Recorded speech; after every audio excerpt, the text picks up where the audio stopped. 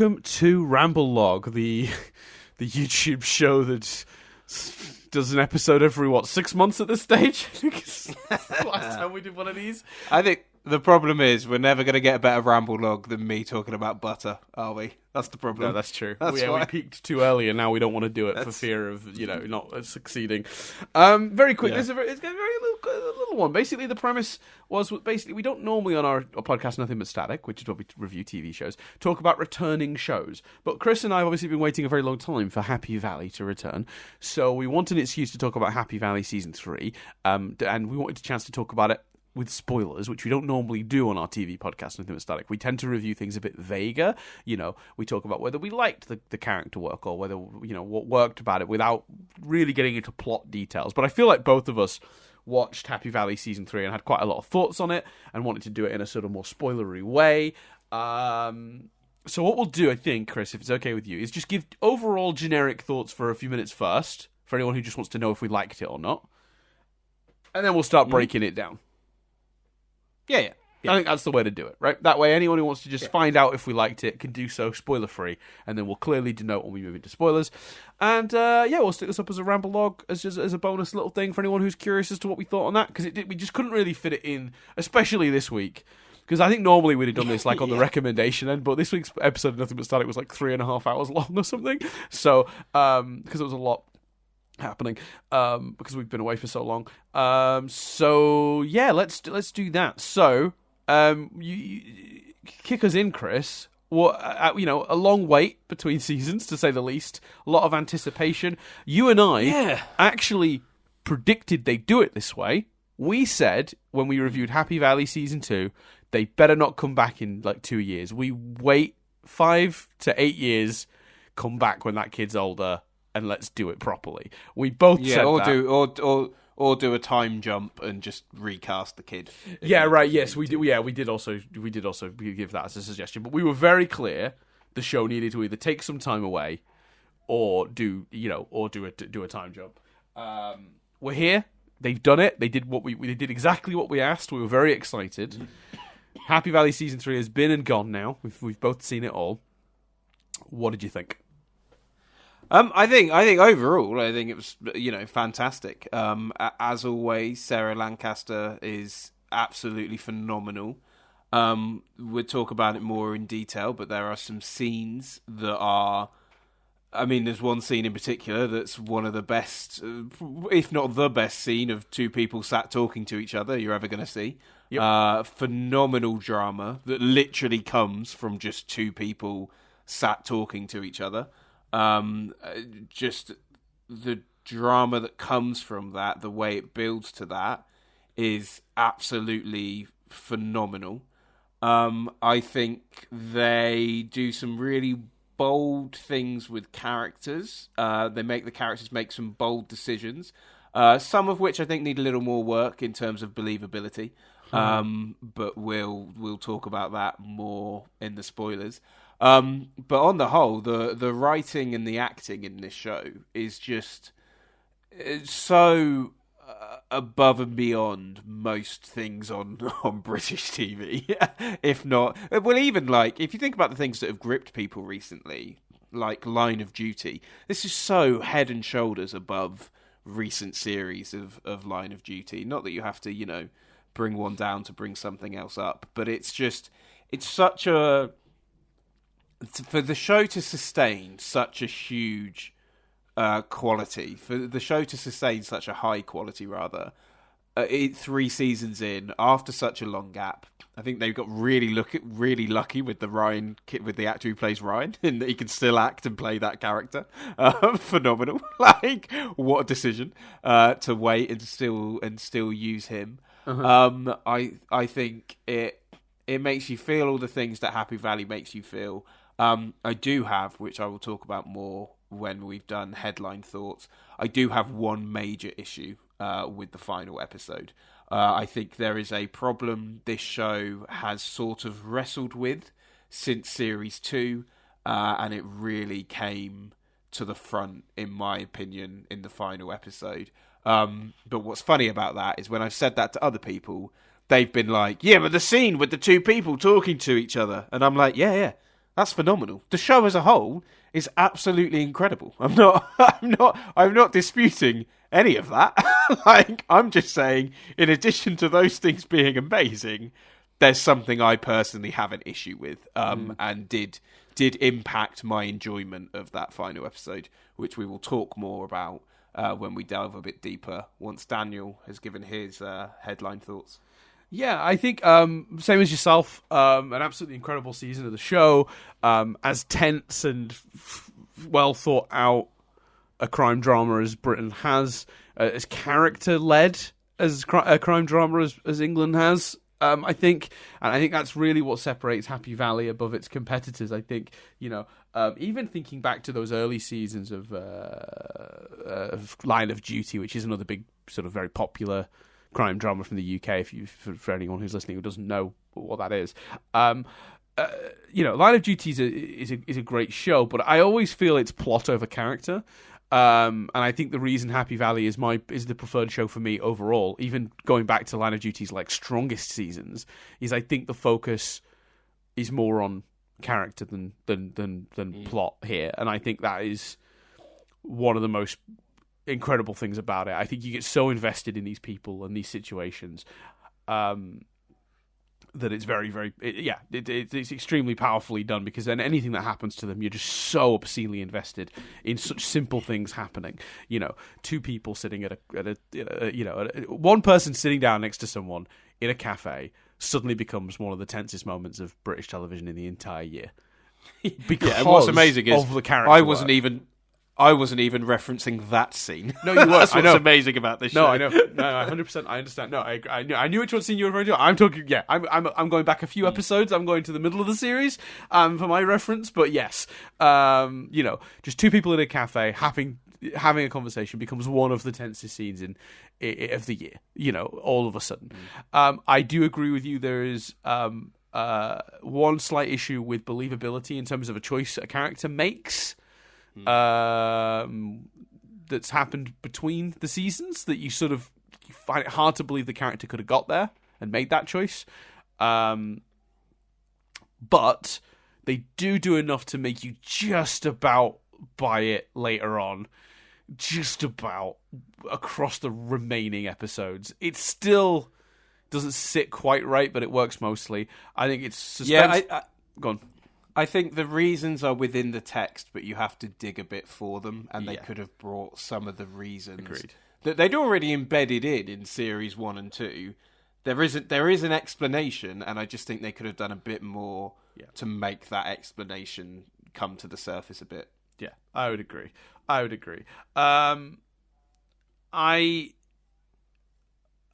For me, this is an extremely satisfying conclusion to the show as a whole. My only real criticism is I think they did not.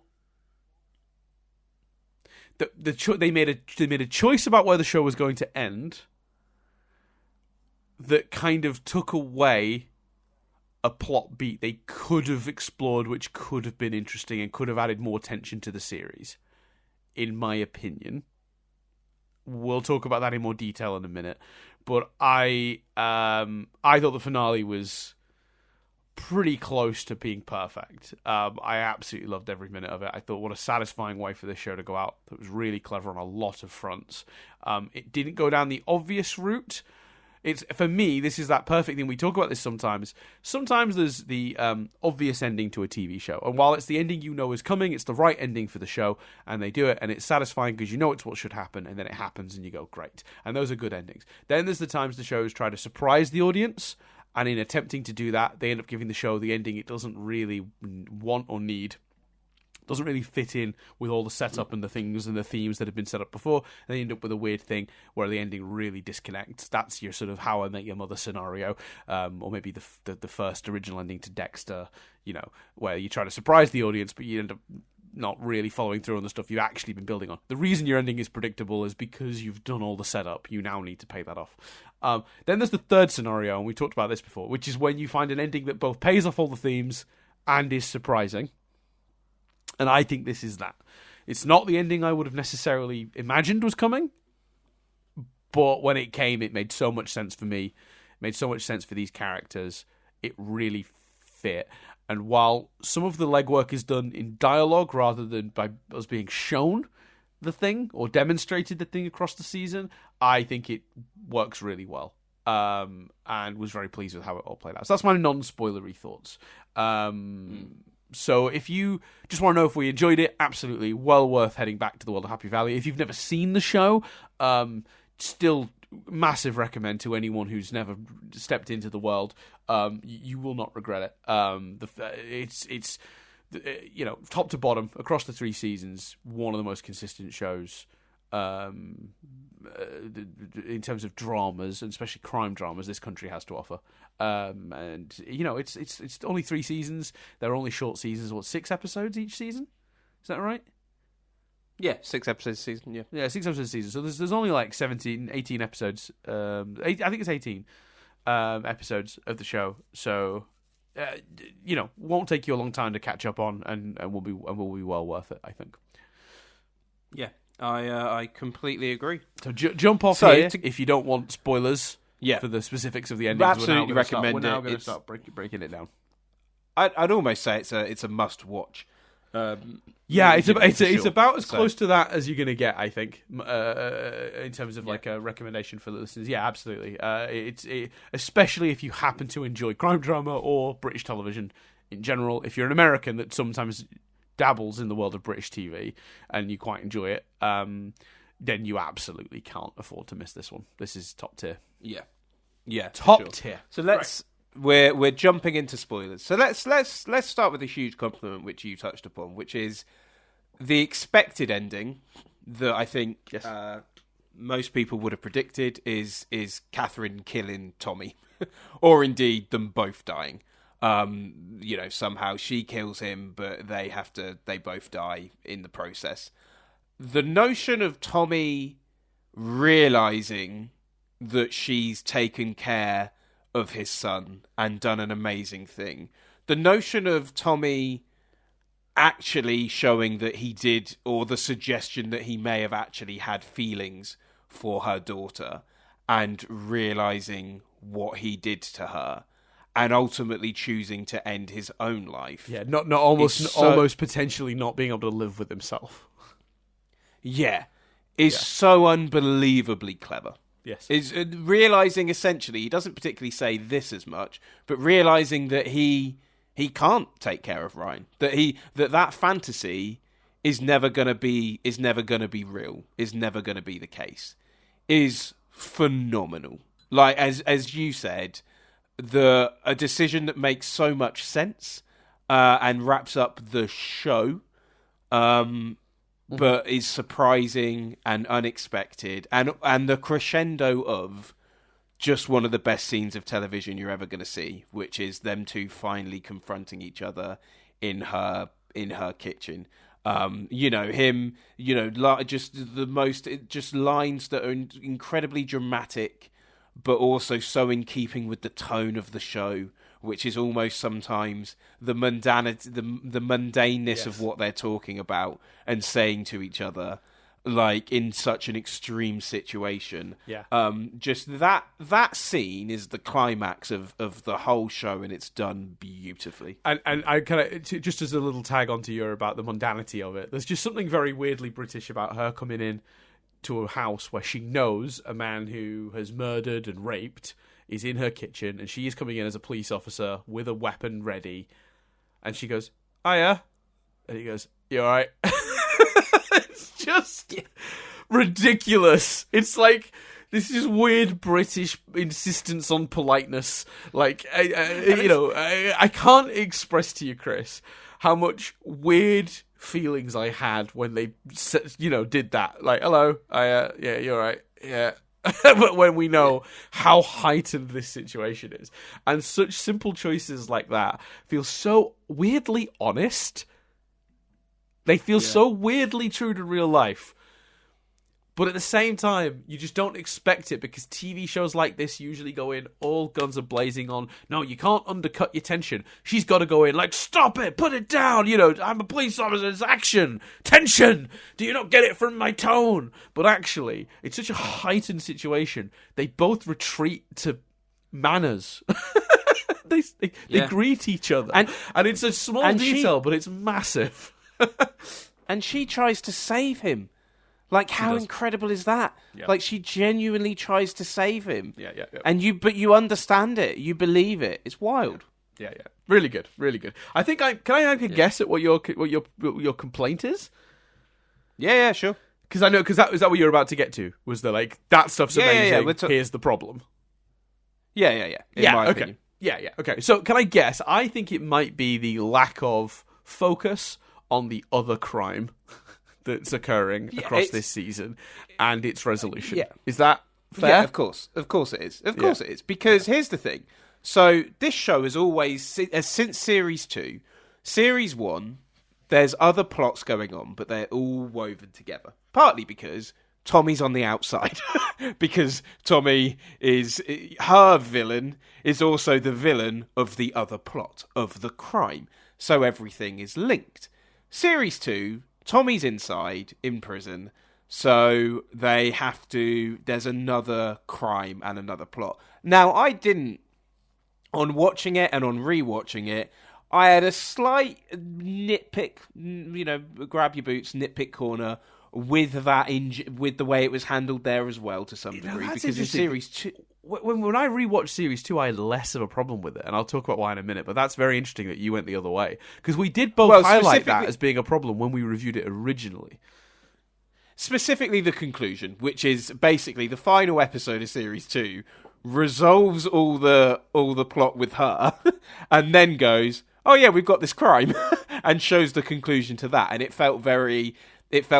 wasn't everything coming together, it was one thing gets resolved, and then another thing gets resolved, and that jarred a little with me. In that one, there's two. There's three things that have to get resolved because there's the murderer of. There's two different murderers.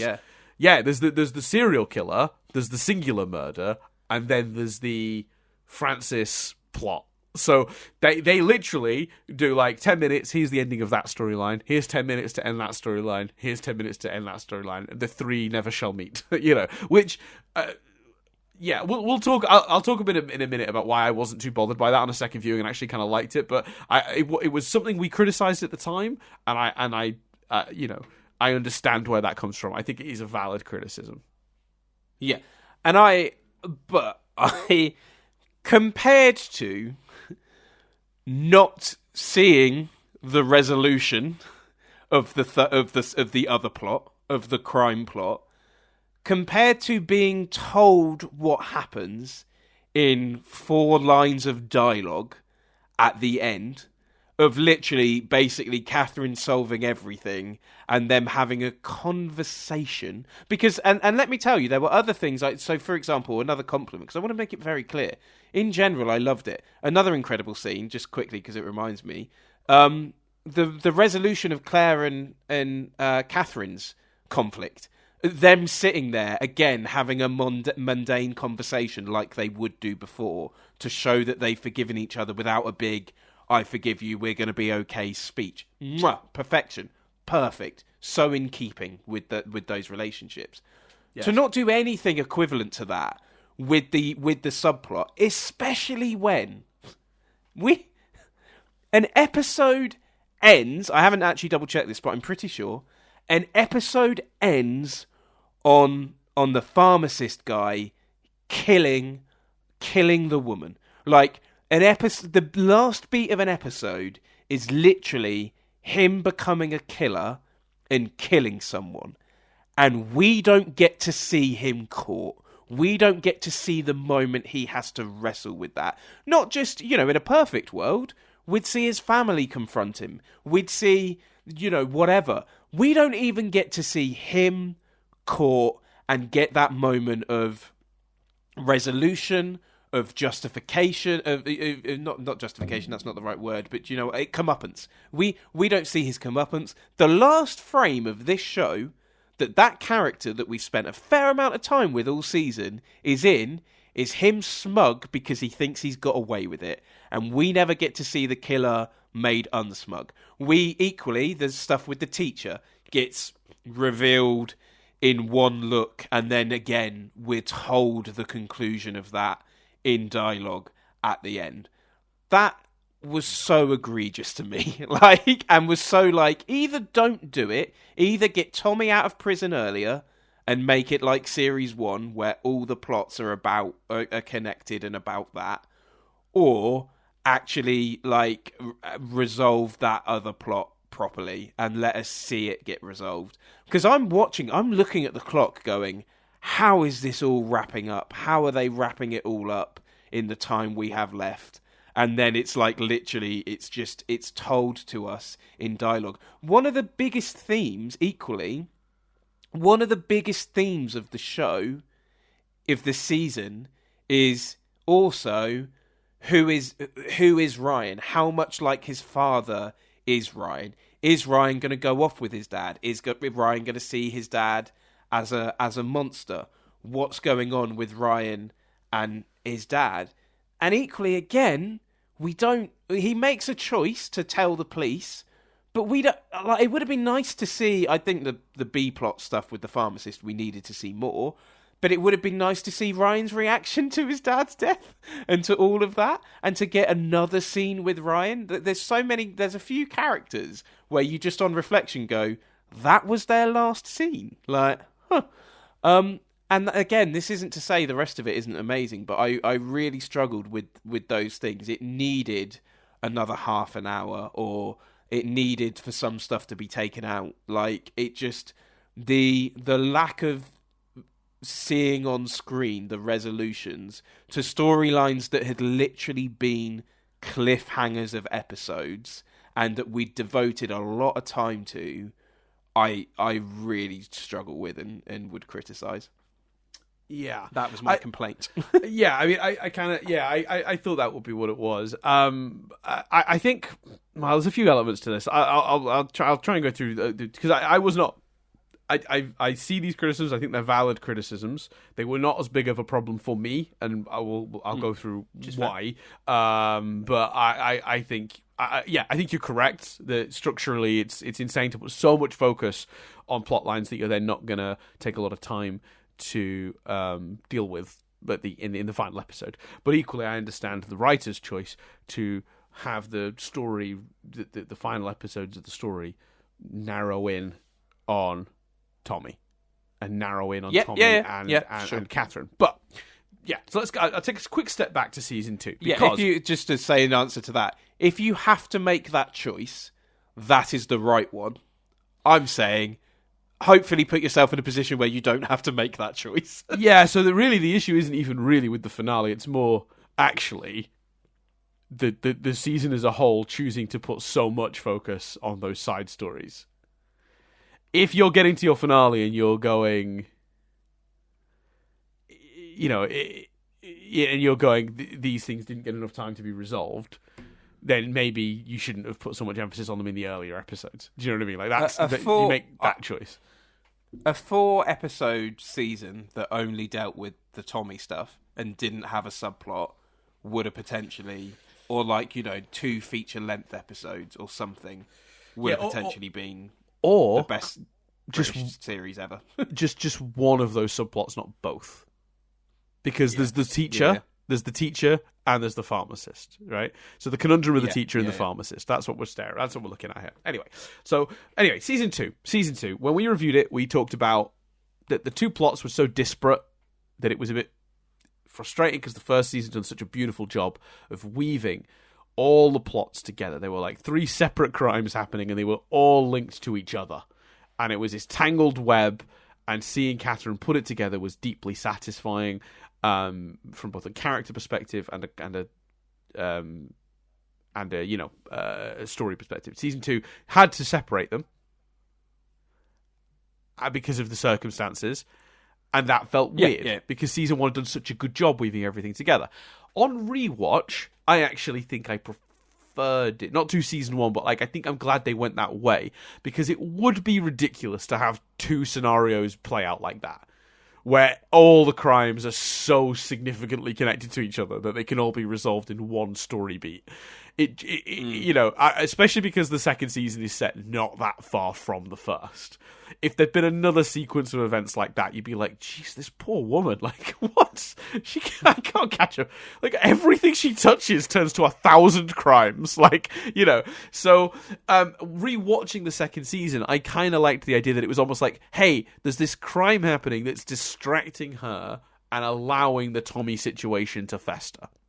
She's so wrapped up in another crime. That's kind of the premise of that season.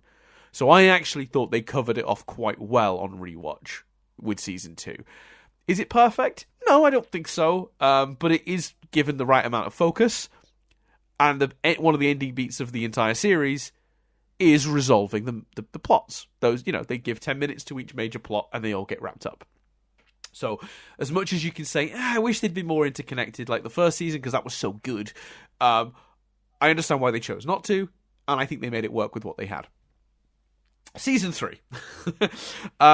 I think the pharmacist plot should have been gone. Yeah. That's ultimately what I think I came down on. Yeah.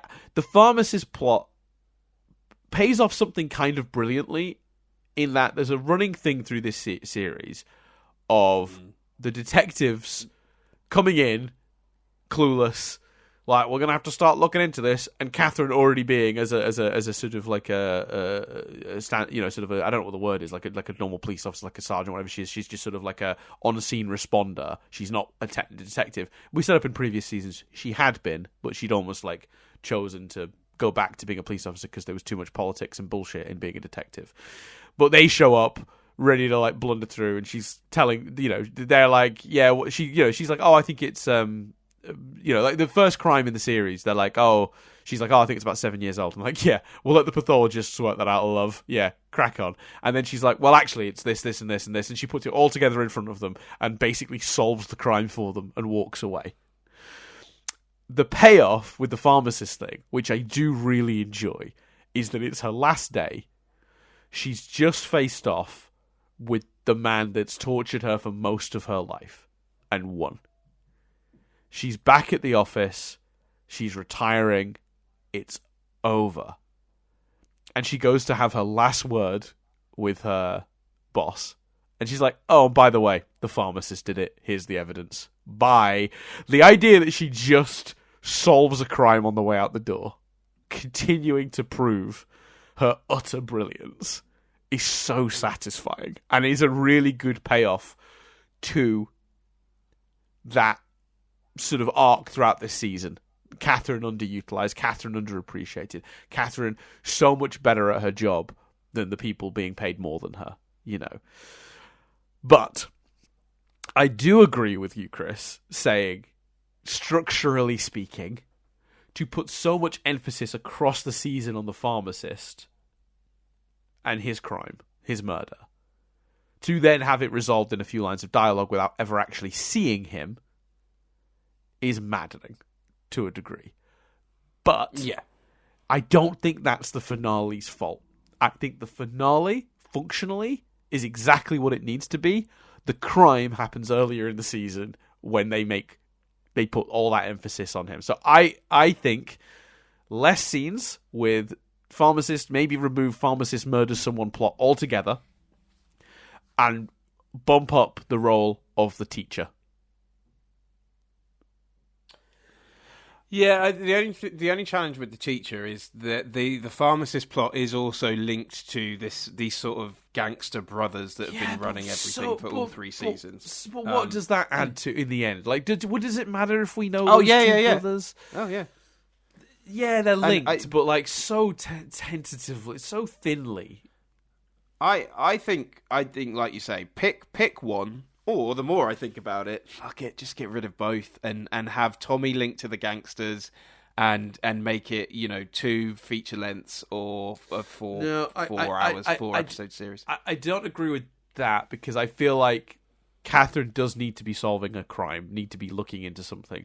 And I think her looking into this husband for having an potentially abusive relationship with his wife, and then discovering actually he's a harm to Ryan, and tying that into Ryan's, maybe even play up in the middle of the season instead the notion that maybe she's scared Ryan will hurt the guy if he tries something. Like, you know, because see, at this point she's not settled on Ryan. Like, what we learned in the last episode, and one of the most beautiful moments in the last episode, is when she says what she's realized is Ryan will never be like Tommy. You know, the thing, and maybe that's because she's Ryan's been scared of. But maybe we needed to spend more time teasing, is he, isn't he?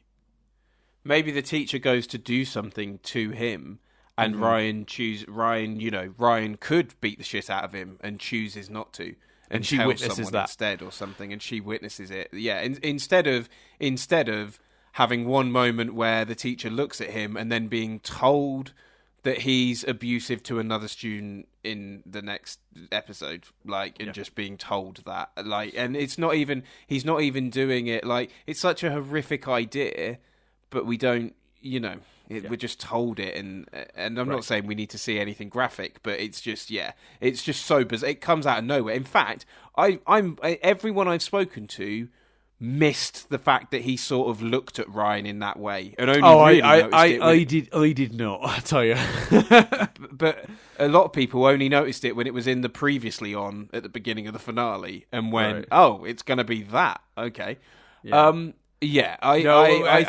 think you remove the pharmacist, you bump up the teacher, you make the teacher more of a threat, and then that links to Ryan more. And puts more pressure on Ryan and builds up the tension more. I definitely wouldn't want to see it shorter and just focused on Tommy, because then Catherine's not being a police officer for any of the series. She's just and I think I don't mean like, and obviously I'm just throwing out that as I think it. I don't actually mean like literally just Tommy. You could have Tommy.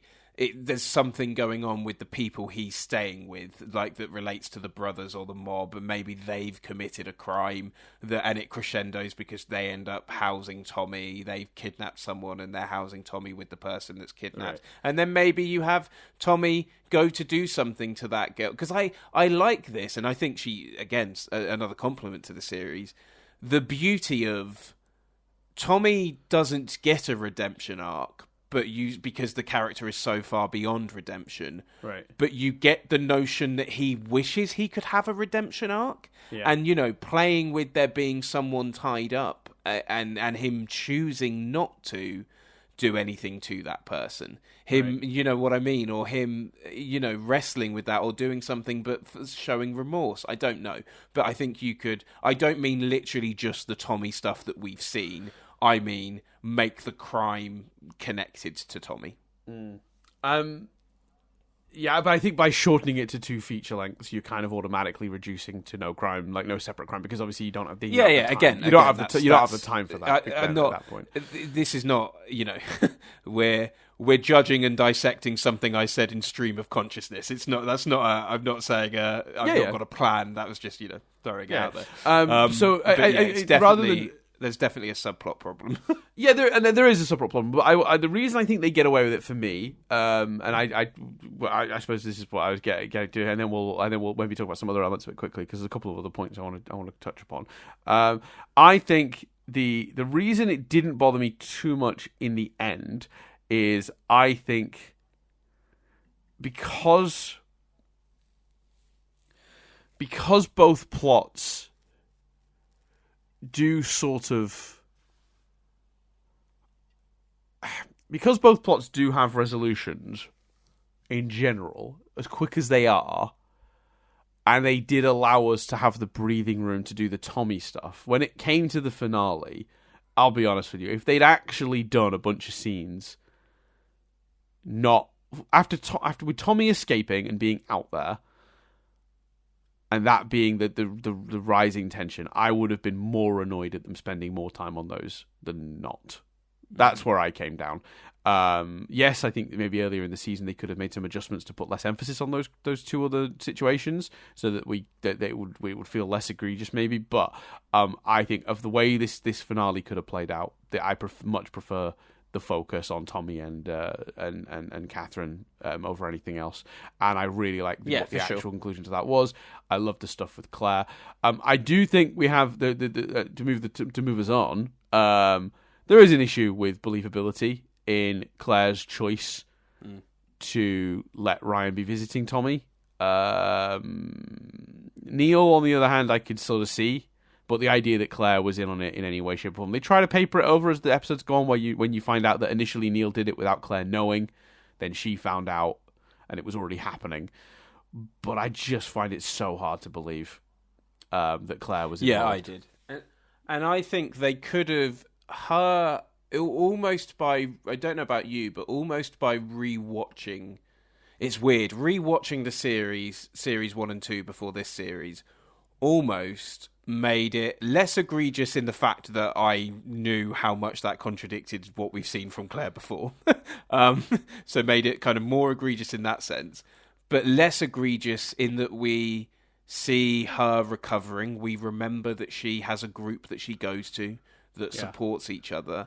And that notion that she has seen redemption. She's seen people that seemingly are unredeemable, and she's helped them redeem themselves. That notion of knowing what that world is like, and knowing that actually if you refuse access to Ryan, to his father, maybe that's going to make Ryan more. That notion of, well, he's just going to fucking do it anyway, isn't he? Yeah. Whilst I still overall come down on, and gonna come down on, it feels out of character. I think there is more of an explanation there that they could have explored and reached for to justify it more than they did.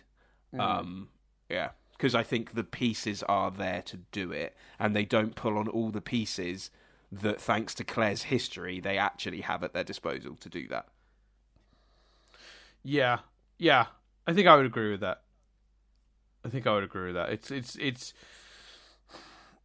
It's so weird because it's such a great show. It does feel like we're sort of like, we focused on the things that haven't worked, but it's.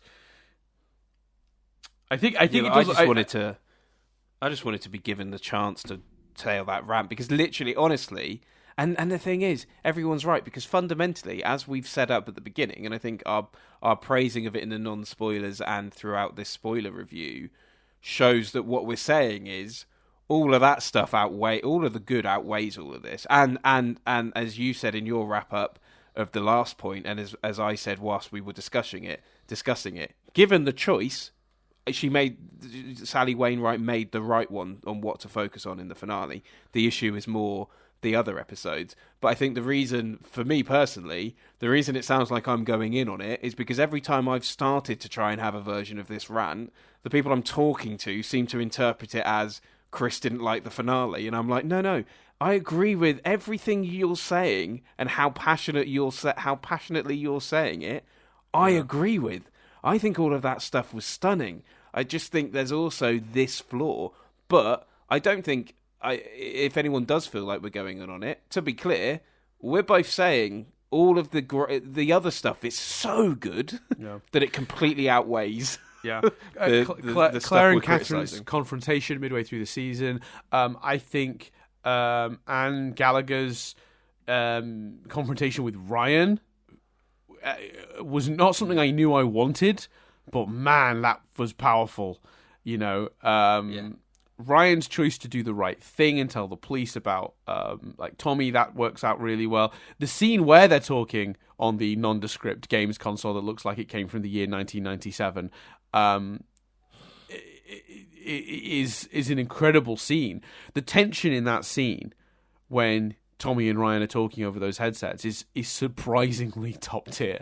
The choice to include Nev in the way they did as well, a character from the first season that I didn't think we'd have much room for in this series, by having him be the person they stay with when they're hiding out from Tommy.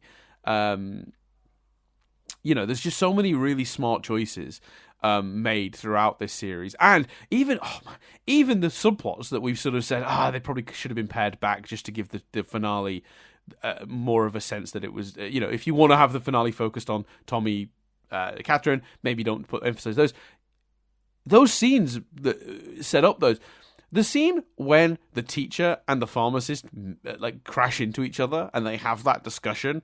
Holy hell, that's a great scene. There's so much tension in that. Both those actors are doing an amazing job. Really, really good.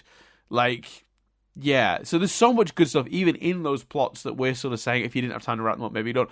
Actually, you know what they probably should have done? Maybe wrap up at least one of those two plots in second to last episode. Yeah, that would have been fine. And even there's some stuff that doesn't really sort of get concluded that I think is fine not to be. I'm not even saying conclude everything. So for example, I think the notion that Nev fancies her, but she's not necessarily going to go there, but we don't ever get her like outright rejecting him. I think that's quite fun. The notion of there still being a connection with the ex-husband, I'm fine with that not being looped back to, and also I think the biggest one is Anne, and Anne struggles. We never sort of, she has that confrontation with Ryan, and we leave her character and don't really go back to her character. We leave her character having an issue with alcohol, seemingly, and also really struggling. But that's the sad, harrowing reality is that that's trauma. And I don't need a resolution to that. The notion that she's probably going to struggle with this forever now is absolutely horrific, but true to trauma, makes sense. Like, I'm not saying trauma doesn't have a 3-act structure. Exactly. So the notion to not, like, whilst I think I would have liked another Ryan scene, I don't think you necessarily need another Anne scene. And I think so that's an example of the genius of leaving some of this stuff hanging as well. I that's the biggest one for me. That's the one that I actually really do like strongly agree with. I do think we needed one more Ryan scene after the Tommy thing. Yeah. I'm glad the person who's there for Catherine when she's processing the confrontation she just had with Tommy is incredible. You know, that's an amazing moment. And for me, sort of, I'm happy to leave Claire there as a character. You know, I really think because there were so many things all throughout the season we kept saying, "Oh, Catherine and Ryan just need to have this conversation." They keep dancing around it. Neither of them is saying what they actually think. I do feel like we needed at least add 3 minutes to the episode runtime and have Catherine and Ryan be maybe the final beat. Them two just having a conversation that lays out some of that stuff. Catherine saying, you know, the stuff she said to Tommy. I know you're not like him. I know you'll never be like him. You're a good person at heart. I believe in what you can grow up to be, and him, you know, because there's a point earlier in the season when Ryan says, you know, I love you, Gran, and she says, what's brought that on? Instead of saying, I love you back. And I think it would have been nice to have her saying she loved him at the end. I think that's what it's missing for me. I all the other problems do pale in comparison to the successes of this season for me. And that's why I think you get that frustration when you try to express them, because I think casual audiences who haven't thought more deeply about it, they've come out with an overall positive opinion and are not really particularly interested in dissecting the couple of things that didn't matter to them, that didn't really work. I think that's what it is. The one thing, though, that I really did feel myself when watching it, and that you've hit on, is the lack of Ryan at the end. I think that would have been a really good code, because let's be honest, this show has always been all about Ryan. Yeah, and whether Ryan's going to turn into him or not. Right, that's always been the heart of this show. And while Ryan, and whether he is like Tommy or not, is a big part of the final confrontation between Tommy and Catherine, Ryan himself is not present for that. Ryan himself is not involved in that conversation. And it feels like he either should have been, maybe he's with Catherine when that scene plays out.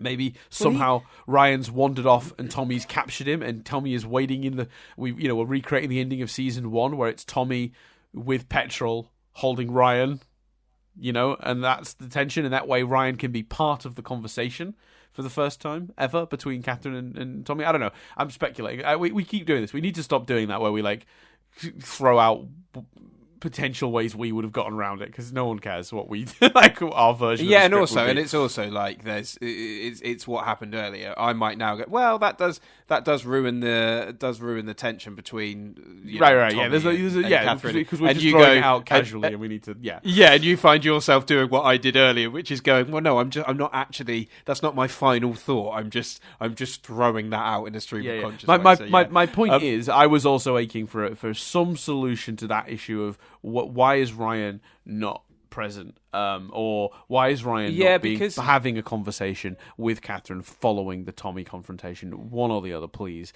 because I think that he's so essential to the show to this point. But especially also because you've done that amazing scene with Anne. Like, we literally, I think we need the moment. We've had someone essentially saying, well, you are a monster, or you could be a monster. We need someone saying to that poor kid, you're not. We hear, as you said, we hear Catherine say it. We hear her realise that. We need someone to tell that poor sod. Yeah. Yep. Agreed. Yeah. For sure. So, all in all, phenomenal. Yeah. A really great TV show. One of the best. Definitely. I mean, at this point, hopefully, if you haven't seen it, you jumped off when we said, because otherwise you've just had the entire show spoiled. But yeah, big love to the cast and crew. Sally Wainwright did an amazing job writing the script. Siobhan Finnery as Claire. James Norton obviously did an amazing job with Tommy Lee Royce. I think Charlie Murphy is great with Anne Gallagher. And obviously, I mean, Sarah Lancashire. It's Catherine Kaywood. I mean, that is a performance that will, I think, go down in history. It's incredible. Yeah. But even the supporting cast across the 3 seasons have all done an amazing job. And look, to Reese Connor, the kid plays Ryan, this is going to sound cruel, and I'm sorry. It's very unfortunate the rest of the cast was so good. You're a young actor, and you're doing a very good job, but no matter how good a job you do as a young actor, next to these masterclass performances, yours is always going to come across a bit more stilted.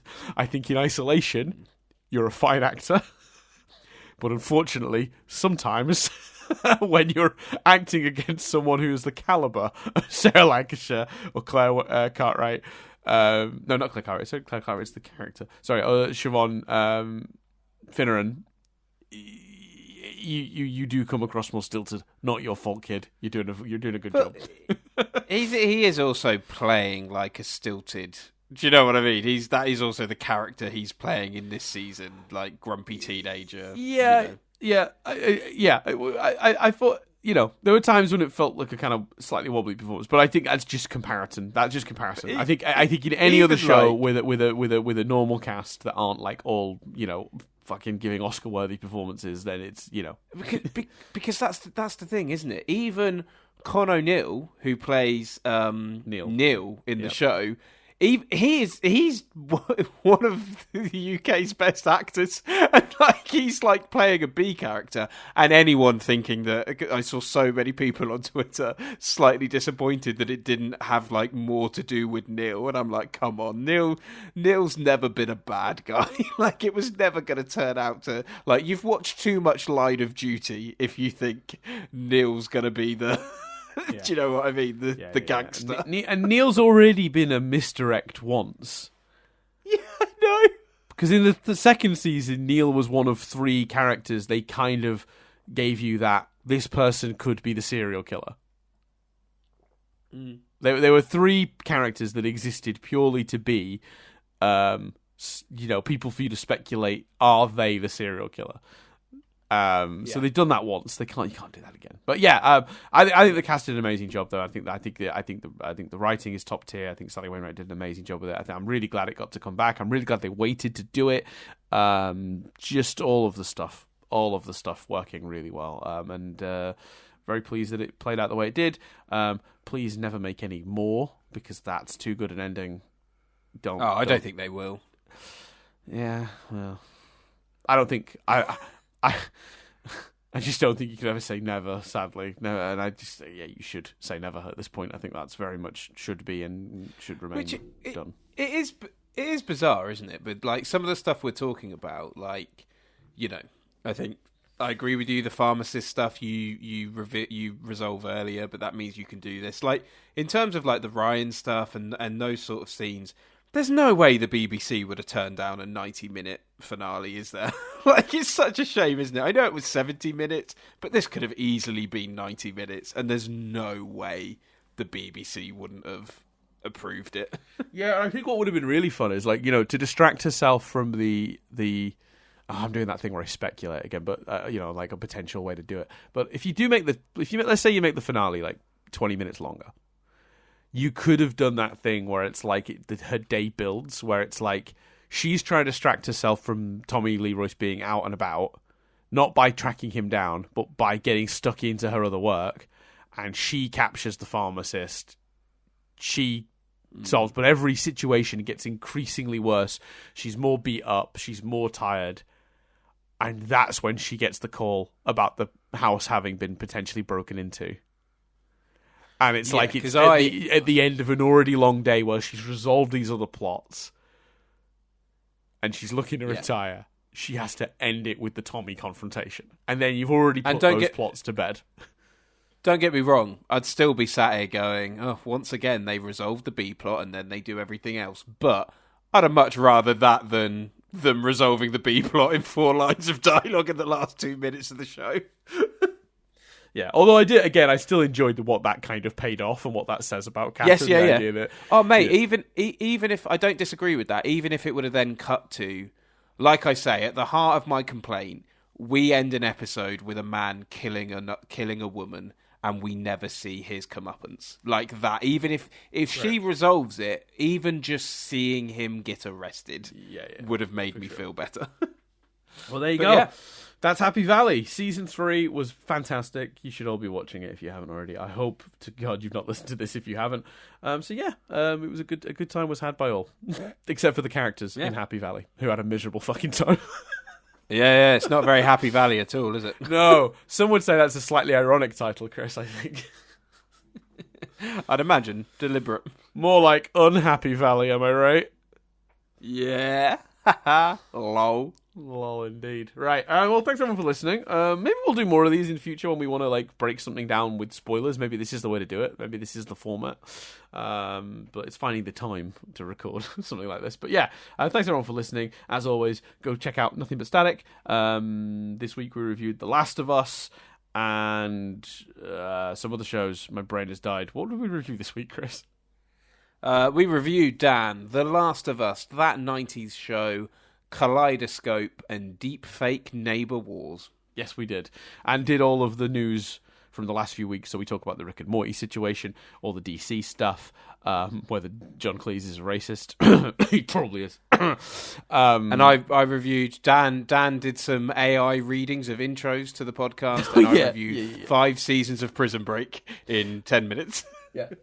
So for all of that, head over right now to iTunes, Spotify, wherever you get your podcasts, and check out Nothing But Static. And then in a couple of weeks' time, we'll be back on Nothing But Static to review Poker Face, Extraordinary, and Shrinking. Stick around. But thanks everyone for listening, and we'll see you in the future. Yeah, man. Bye. Bye.